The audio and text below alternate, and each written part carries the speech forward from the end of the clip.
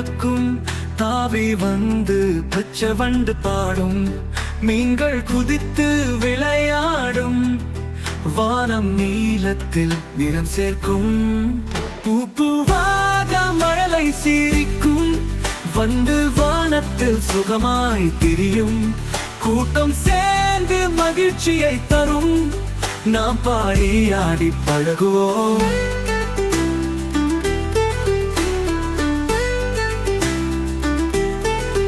கோழி கூவல் காலை அரைக்குது,